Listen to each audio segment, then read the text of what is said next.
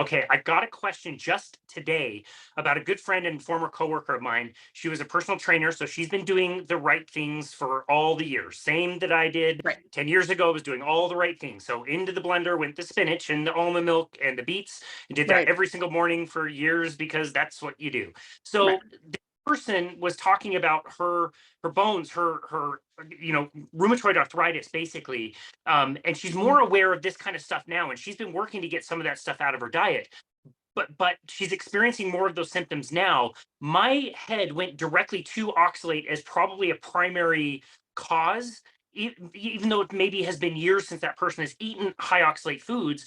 Is that correct to say or to think that that is probably the primary cause? Are there other plant chemicals? Are there other things going on there? Or is oxalate pretty much the primary problem when it comes to bones, bone issues, joint pain, that kind of thing? I have a clear bias on this because I've encountered too many cases in my client base of people who've got things like this, and it turns out to be oxalate. But no, it's not the only bad guy out there. And the reason, though, that I would be looking at oxalate is that, let's say you went through a time period in your 20s where you were a vegan, but at some point you started to feel not so good on vegan and you changed your diet. So then it wasn't as high in oxalate anymore. But the problem is that oxalate can bioaccumulate. There's research to indicate this. There was a great piece of research that looked at thyroid glands, and researchers discovered over time with reviewing samples of these thyroid glands that they could tell how old somebody was by how many oxalate crystals were in the thyroid gland. And so that's a pretty astonishing thing, because we don't think about the thyroid gland as being a location for oxalate vulnerability. Again, we just look at kidneys. And these were not people where it was all about oxalate that they were looking at these thyroid glands either. So I think the problem with bioaccumulation is it then may be taking time for us to get rid of it. And unless our oxalate's dropping low enough so that bioaccumulation really stops, so that we're starting to flush it out, we're not just replacing new stuff as we're moving things out, it can take quite a long time for you to get oxalate out if you're just moving some, adding other, moving some, adding other. And in the grand scheme of things, you may lose some oxalate really quickly because it's kind of surface level. Let's look at something like blood cells, where you're turning those over constantly. So if you had a lot of oxalate in your bloodstream, you're going to get rid of that quickly because it's sort of surface level. But bones remodel slowly. Bones, they assume, take about 7 years to remodel. Well, you could be well Wow. down the way from where your original oxalate intake was happening and be dealing with bone issues, because it's just going to take longer for those tissues to be refreshed, if you will, right? If we want to use another word. So yeah, that's part of the challenge, because I've actually seen in some research which looks at oxalosis. So that's when the body is essentially got so much oxalate in it that you're seeing it everywhere. And you can actually see oxalate crystals in the bone matrix. So it's not like somehow there's a get out of jail free card for some kinds of tissues in the body. And gosh, we don't know enough. We just know the beginnings of some of this. And so more than give definitive answers, I invite people to think about it and consider what could be going on, especially if we know, and this part we do know, that there are cell transporters that move chloride, that's an electrolyte, that move bicarbonate. Lots of tissues in the body use bicarbonate. Your pancreas uses bicarbonate, or sulfate. Lots of tissues in the body use sulfate. Your liver uses sulfate. It's really important there. Like, we just need to kind of be willing to have some curiosity here about what could be happening if oxalate's being moved into all these kinds of tissues. And then what's the implications for getting it out? Because I'll give you a great example. I tried to become a vegetarian more than once in my 20s. And both times when I did it, I actually ended up feeling worse when I was doing it, which is what drove me away from becoming a vegetarian. But, you know, it took a lot longer to end up being really sick. So I was a much healthier overall individual at 28 or 29 than I was at 48 when I learned about oxalate. And so the problem here is also that when the oxalate goes in, you may be in a very different health status than when you're trying to get it out.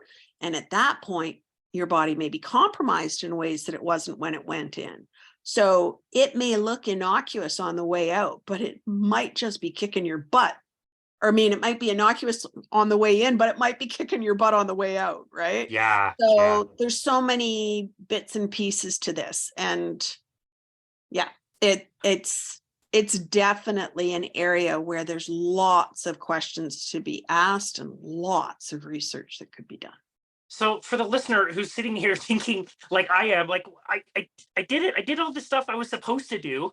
You know, I followed everybody's advice and I did it. And now all of this stuff might be coming out of my body at some point and causing problems on the way out, even though I'm eating a carnivore diet now. I have an essentially zero oxalate diet. Right. Is there hope for people like that who you know feel like they followed the instructions years ago and now they're staring down the barrel of dumping oxalate, which is going to be really unpleasant? Is there any hope? I think there's absolutely hope, because at 48, I thought I'd die before my kids grew up, and I'm 62 now and have no plans to retire. So I don't think that I had some amazingly different, physical constitution that allowed me to somehow magically be able to handle this. And it wasn't an overnight process. It did take time, and there were some parts of it that were miserable. So getting guidance along the way is going to be helpful.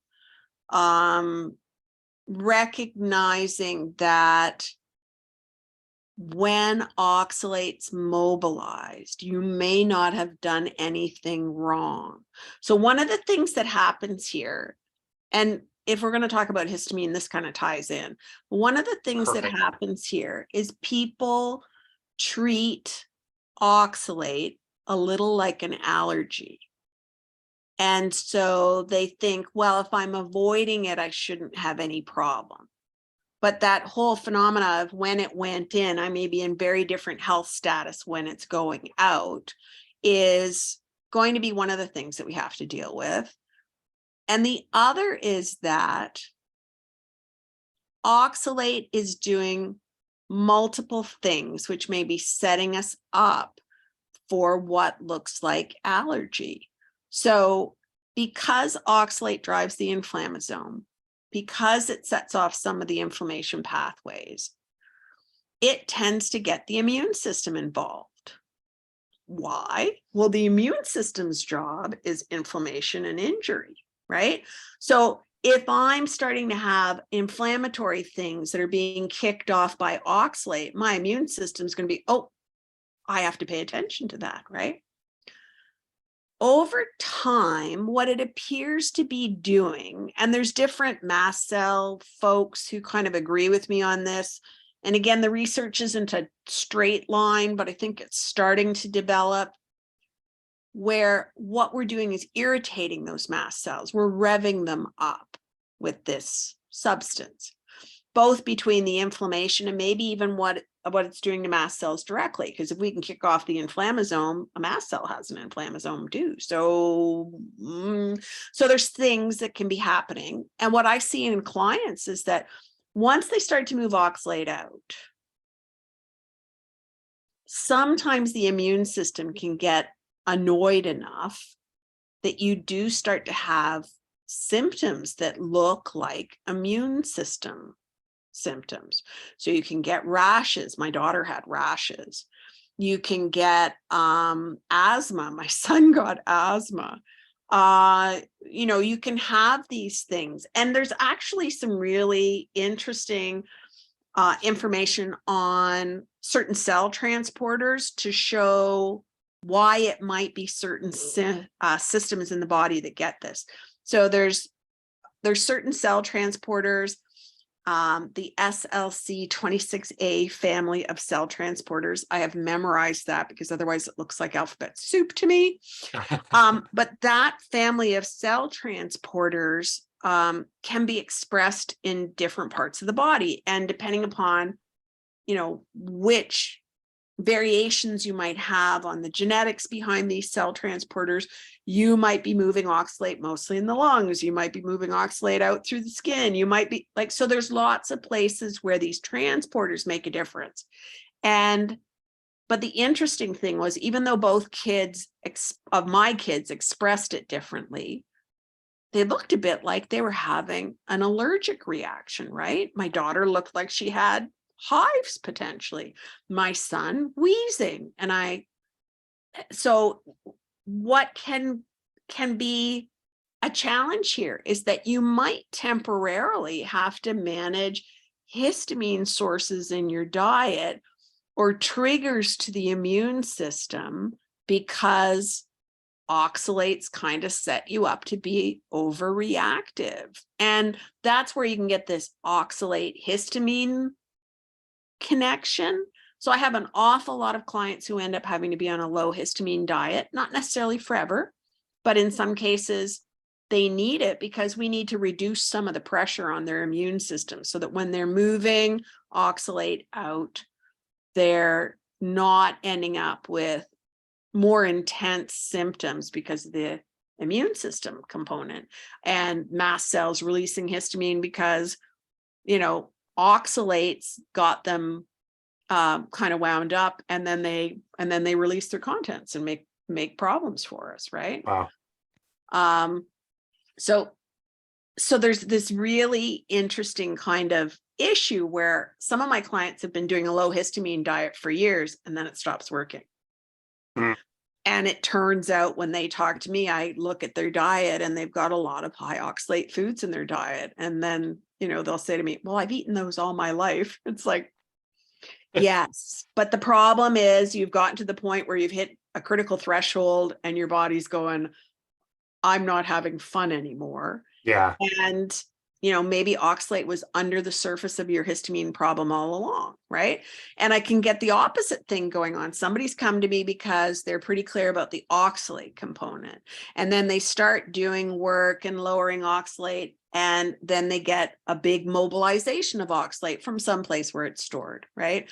Again, we've got these cell transporters all over the body. We don't know enough about where it might be coming from, but it tends to leave the body in these waves. So you're not necessarily having it leave in a steady stream.